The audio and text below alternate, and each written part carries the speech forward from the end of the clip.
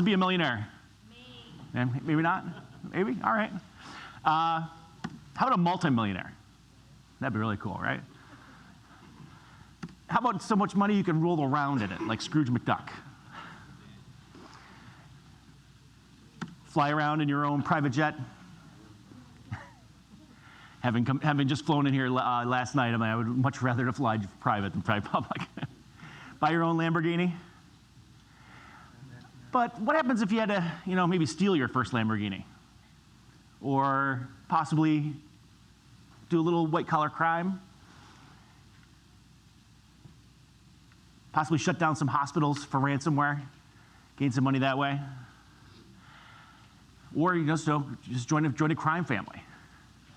Well, I'm glad no one else has a hand up here, so this is really good. I'm in a good audience here. But let me tell you a little story about a guy named Maxim, and I'm going to have you use a lot of Russian names here, and so I'm going to probably butcher them all. But Maxim was an engineering graduate in Ukraine, and at the time he was coming out of school, Ukraine was in tough shape, not as tough as it is now, but there was high inflation, there was no jobs, but he was a very sharp individual. And in doing so, he actually started on his own and started his own crime operation. In fact, you'll actually see him there as the picture as he's getting pulled over. He had a Lamborghini, and he was so blazing with his attempts is that the license plate had a vanity plate called Thief. Just gives you an idea of the mindset of these people that are doing cybercrime. So he actually started up the cybercrime, and what he did is actually working in Russia, in cooperation with a lot of the oligarchs in Russia, started up with a business club. We'll call it a club, but essentially what it was a internet cybercrime family. It actually started with the Zeus banking Trojan, and they would actually leverage these type of tools to get money from banks, and they were actually stealing the money as well. And this is where they started Evil Corporation. So everyone's familiar with Evil Corp. This is really where it started. And they actually joined forces, and leveraging their cyber tools were actually targeting people for money and really becoming very lucrative in this exploit. So they were working out of Russia. And so in doing so, they actually leveraged the FSB organization. Now the FSB was a successor to the Russian KGB. And what the FSB organization would do is actually leverage Evil Corporation to do some of their dirty work.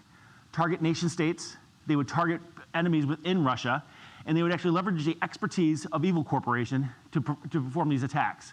And these were all attacks that are designed to get money and actually to extort people. And they were very effective, not only from a commercial standpoint, but also from a nation state standpoint. So let's drill down a little bit even further.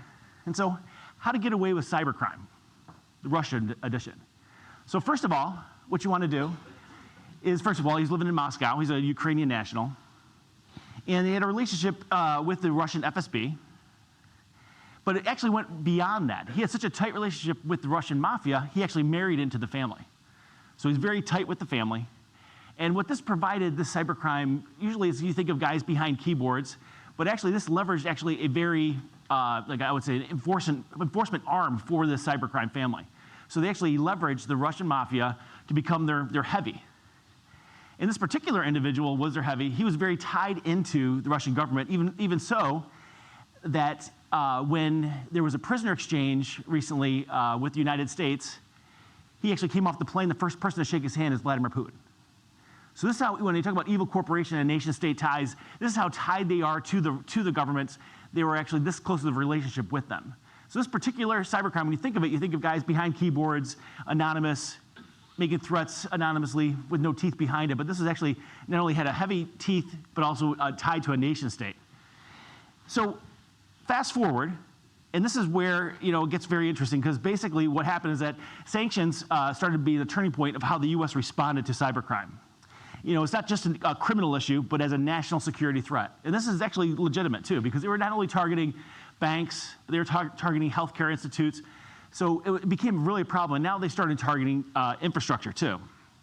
So once Evil Corp's connection to the Russian government was discovered, the FBI sanctioned it under OFAC. They froze all US-linked assets and set a $5 million reward on our friend Maxim. The official reason cited was for the Drydex and Game Over Zeus attacks and material support by the FSB. Is everyone familiar with Drydex? Now, DryDex actually is something that showed up probably back in 2019, and it was actually something you're going to see in some of the attacks that we're going to talk about moving forward as well.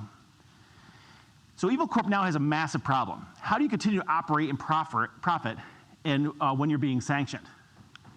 So these sanctions really cause a lot of problems with them because they weren't able to operate freely. They had now the US federal government on them. So the sanctions not only limits access to move money, but also generate revenue.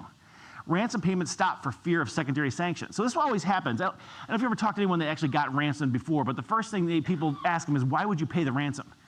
And the real reason why is because, first of all, they might not have had backups. It might be cheaper just to pay the ransom versus all the effort is to actually restore it as well. So what happens now is that you can't pay this US sanctioned entity for a ransomware if they're actually being sanctioned by the US government. So that's a problem as well. So this is where Evil Corp changed tactics. They pivoted to lesser known malware strains to bypass threat and intel banking filters. They compromised MSP tools, and they shifted from banks to criminal infrastructure and large US organization targets. So as the Evil Corp's tactics were successful, they had a new idea: ransomware as a service. And this is just like software as a service is. This is ransomware as a service. It's a very lucrative way. So now no longer you need the expertise or you need to build up your own infrastructure. You simply need to use them as a third party. And from our investigation and from our research, it's very effective. They actually are so brazen. They have a 1-800 number for support that, from what I tell, is actually very good.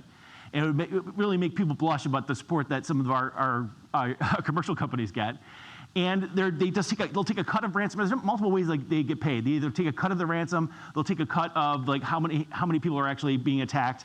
So it's become a very effective way to actually run a business. So Lockbit, it comes into play here. It introduces a triple extortion technique where it's not only encryption and theft, but they'll actually name and shame you as well. So whenever a company gets ransomed, the thing to remember, this is the final attack that will happen in an organization. When people talk about attacking a network, they first talk about dwell time.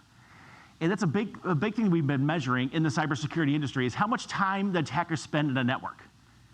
And that ranges from 3 months to 6 months. You'd be surprised how long they're actually on a network.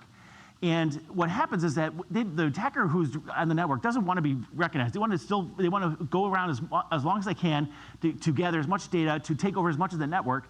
They don't want to launch a ransomware attack because that announces loud and proud, I'm here. And so once they're here, that's when they know that, okay, now we need to put a stake in the ground. So whenever you've been ransomed, this is simply the last step. They've been in your network for quite some time.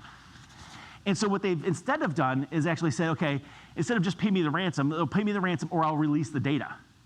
And that's the thing to remember too. And the other thing too is if for the healthcare industry specifically, a ransomware event is equivalent to a breach.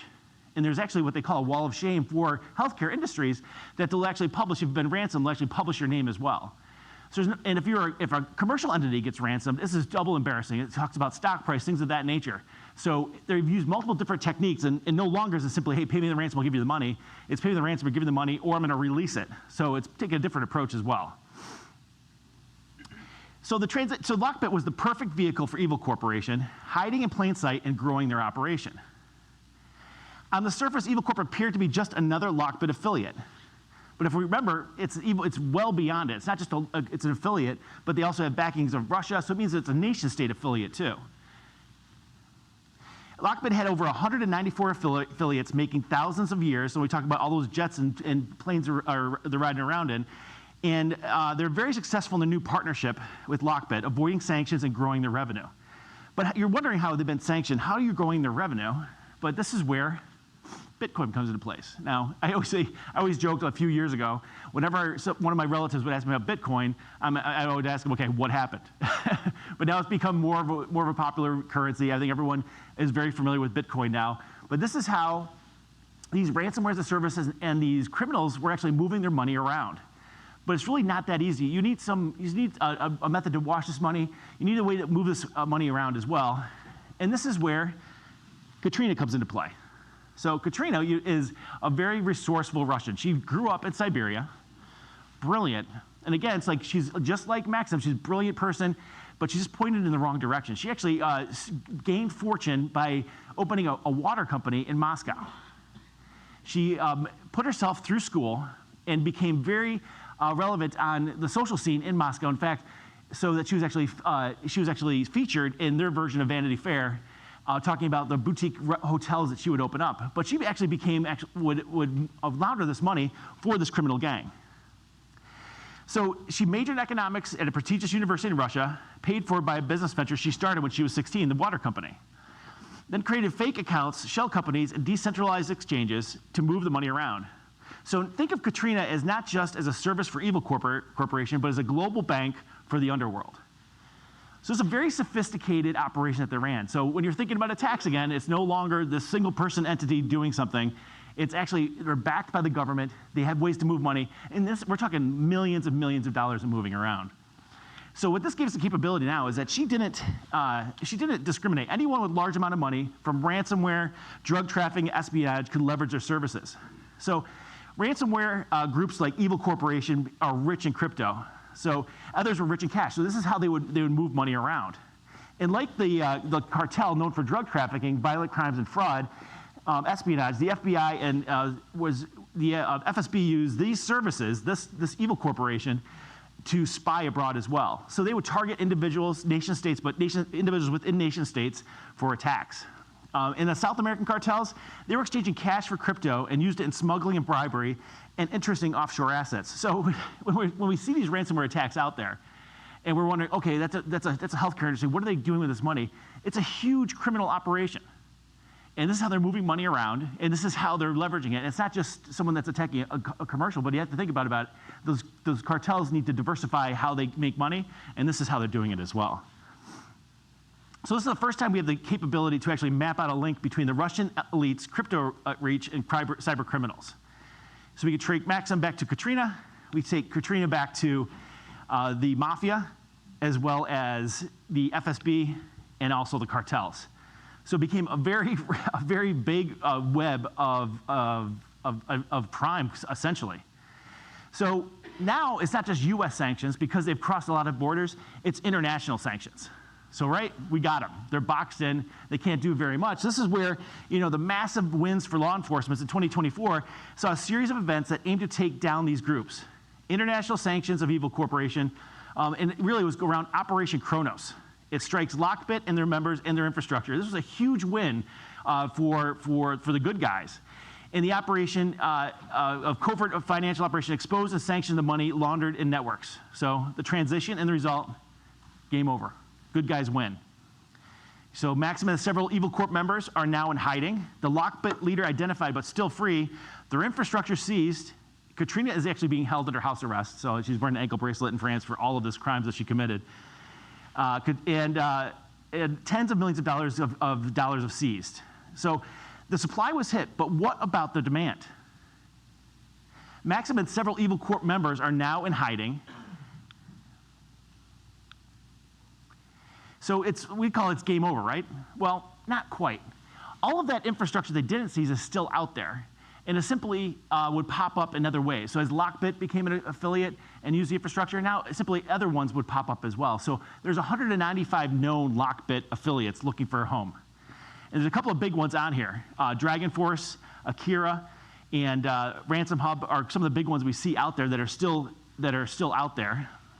And we're not just fighting malware, we're fighting a business model. So you see, you're not attacking one person, but it's a full model, full infrastructure of not only the tools and techniques, it's a full infrastructure of how they move their money around as well. So Dragon Force is a cartel-style offering groups that offer hosting and self-branding so they can stay under the radar. So the story will begin again and again and again, and we still, as an industry, must adapt to it as well. Fast forward to 2025, as international sanctions kind of strangled hold on the overall organization, the three of them actually decided to join forces. So this actually makes it very interesting because these three have very disparate reasons for doing what they're doing. They have disparate motives, and they've actually combined efforts. And these three are really known. So Lockbit is known for speed specialist. Keelan is actually technically sophisticated with devastating results. And Dragon Force is really more ideological. They're more political motivated as well. So it's a diverse targeting scope. So you can see all the different motivations of what they leverage. So it's very diverse. Now they're all working together. So this is what makes things a little bit difficult. And kind of the idea of actually bringing this forward is just to give you an idea of what, as cybersecurity professionals, what we're up against. And I always say when I talk to customers and I talk to people that are in this industry, there's no such thing as attacks for big companies, attacks for small companies, or attacks for education and attacks for government. Simply is that the people are trying to find the lowest hanging fruit. I don't want to say they're lazy, but they want to find some place that they can get in first. And you're thinking, I talk to so many people so many companies that are less than 500 employees, they're less than $1 million of yearly revenue, and they're like, why would I be a target? Well, you're a target for a number of different reasons. One is that you could be an easy target, but they want to leverage your resources to target other entities. And if you have a database somewhere of credit cards or social security cards or some HR data, there's important data everywhere. So this is why it needs to be a community effort, and we all need to take this responsibility very seriously. So let's talk a little bit about their shared tactics and techniques.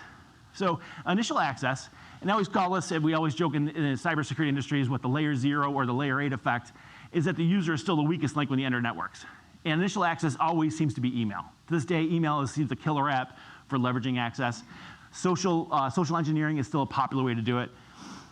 Execution, persistence, staying, as I said before, is actually the persistent attacks being under the radar. There's one thing, and one thing that hasn't changed in my, we'll say, 25 years of doing this work. In fact, the last 10 years in my current position, we keep statistics on when organizations patch servers within their organization.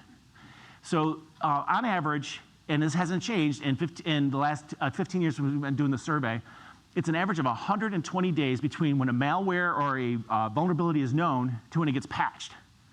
And that hasn't changed. That's a huge window. Now, being on the other side, being on the operations side, I understand why it takes that long. You want to do regression testing, you want to be very careful you're not breaking applications. You're simply too busy. And I think we do a show of hands here. I'm quite confident that everyone in this room, they have multiple different responsibilities within their different organizations. And so patching may be something you want to do, but man, it means I got to stay late on a Friday or Saturday. I got to make sure those applications are running Monday morning. So I understand why it takes so long, but just think about it. That's a huge window of opportunity for the attackers. So that's why we need to get ahead of that as well. And we'll dig a bit further of these organizations, so just how disparate they are. Lockbit is one of the most prolific and sophisticated ransomware as a service operations. Okay, so this has been around for a while. They built a reputation for striking quickly, and their double extortion techniques were the first that actually pivoted away from just a simple ransomware, but this kind of shame and release.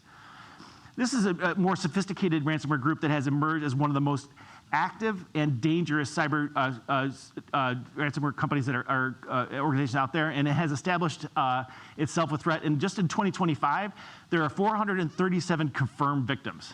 So we're halfway through, well, we're more than halfway through the year, but that's a lot of victims, almost 500 victims in a year. That's pretty amazing.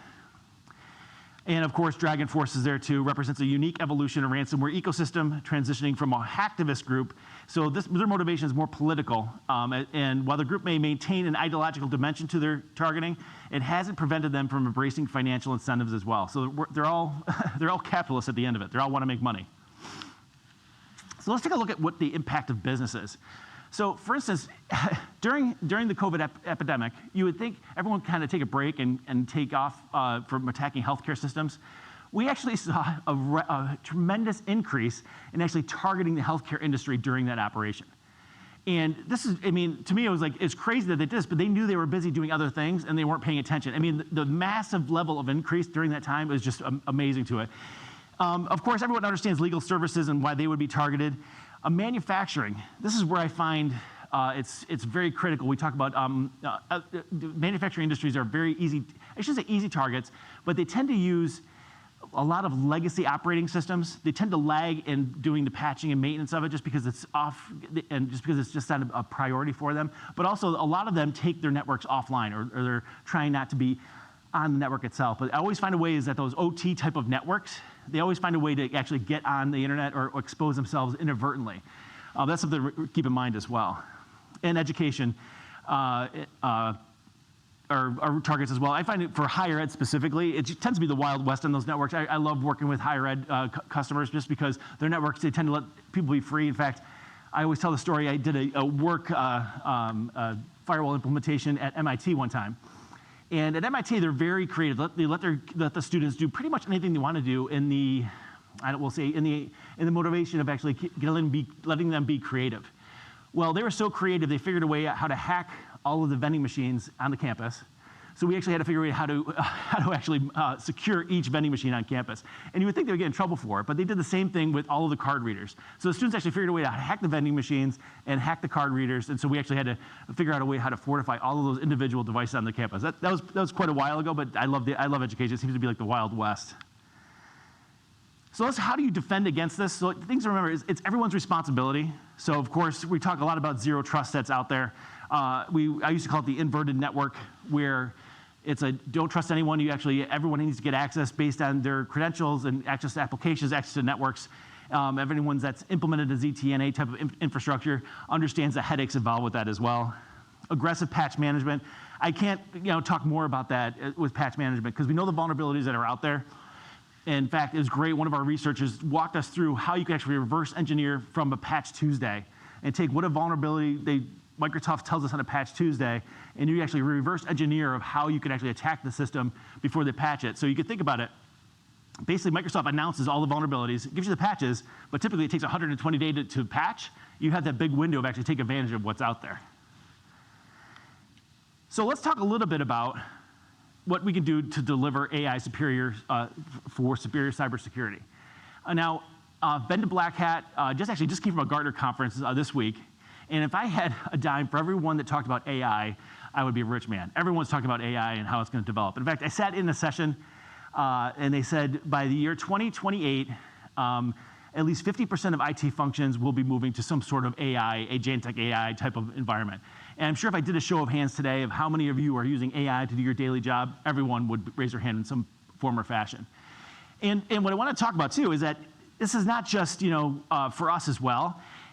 As with this new technology, there are also risks. So we're going to dive into some of the risks of how many to mitigate these, so you can truly be treated as an expert to your customers and help to be effective actually developing these AI strategies. So everywhere we turn, we hear about AI is going to revolutionize cybersecurity. Vendors promise smarter protection, quicker response times, fewer staff needed, and lower costs. And it sounds great, but it's also confusing, because at the same time, the hackers are actually leveraging this technology at the same speed, at the same rate as well. So if we talk, this is a dilemma. This is, it's exciting, but there's also a lot of doubt and uncertainty as well.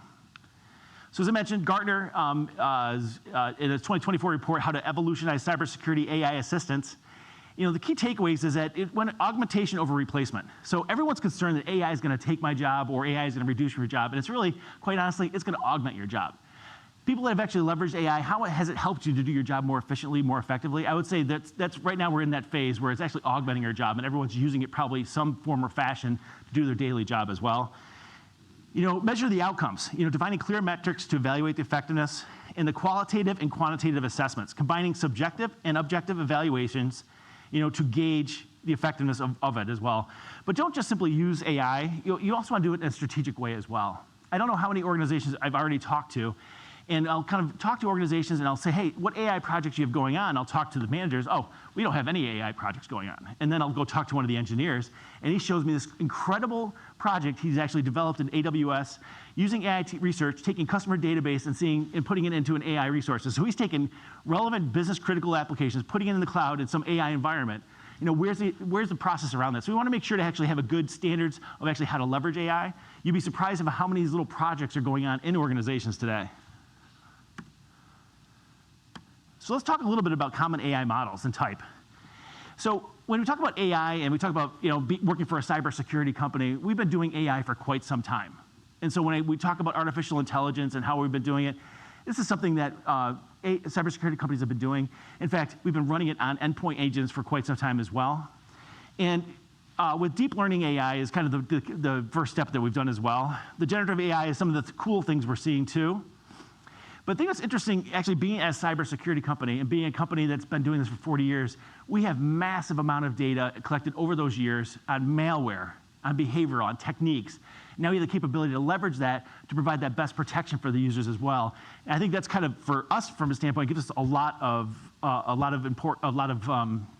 power in the tools that we actually implement.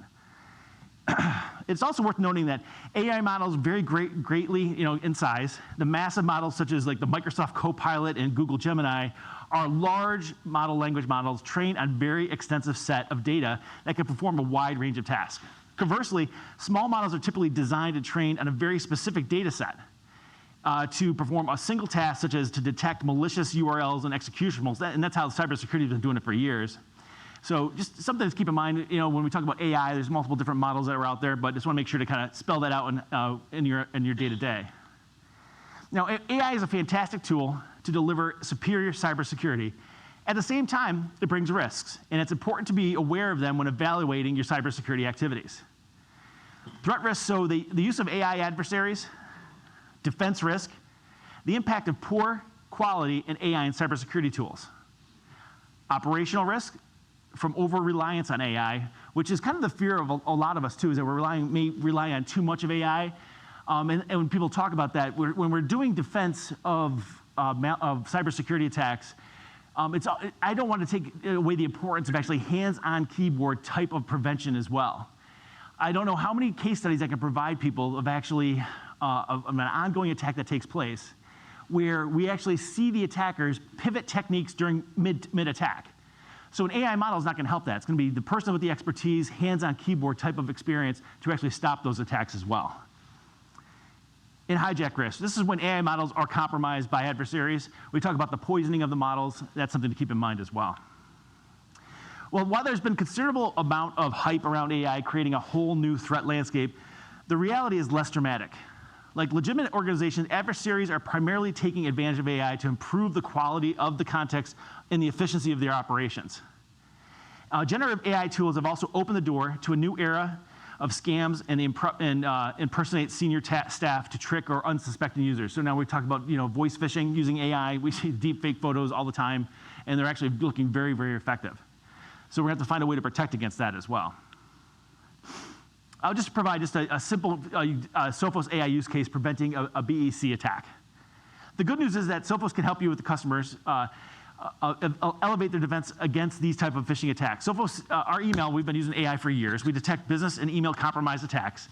The AI capabilities analyze the subject line and content for a ton of wording, identify suspicious conversations, helping detect AI generative attacks.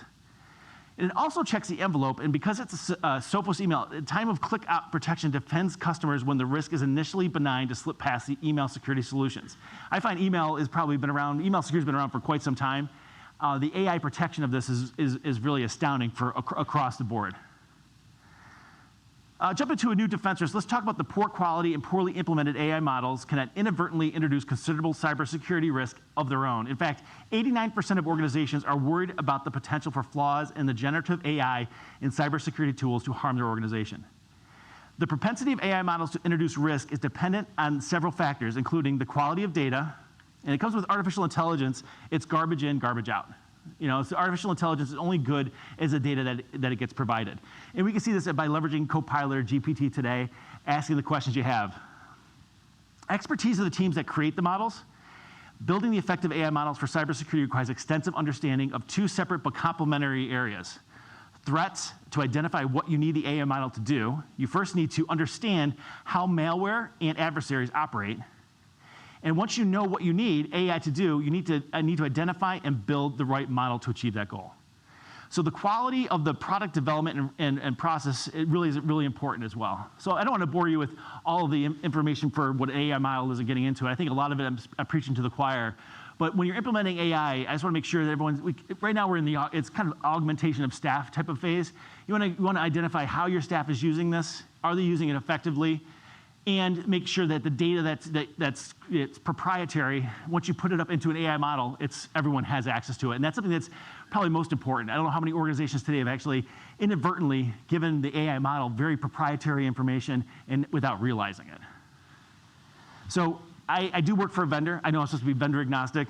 But that being said, I just want to point out some resources that are available to you at sophos.com. We actually, every quarter, do different sets of reports that are out there, state of ransomware.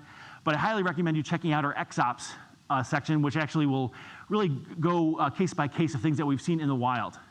We actually did a full session at Black Hat last year on a 5-year attack that a nation state had targeted our organization. And what I like about what our organization does is that we're very transparent. We actually put everything out there. And it really lays out for the 5 years that we were actually attacked by a nation state. And it wasn't just one nation state, it was actually 2 or 3 different groups within that nation state. And it all started with leveraging a smart TV within one of our manufacturing facilities in India.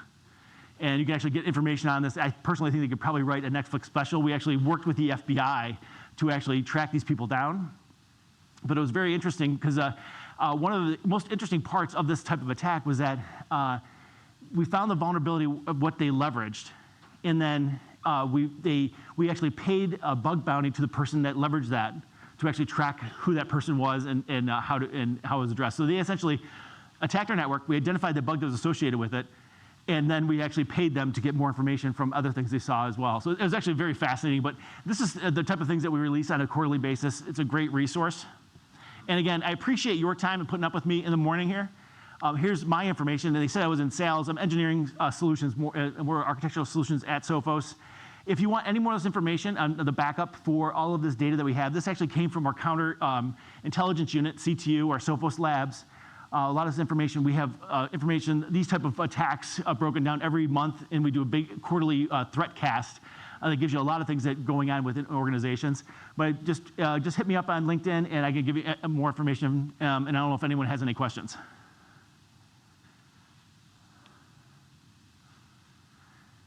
So usually that's very good or very bad, but with that, thank you very much for your time.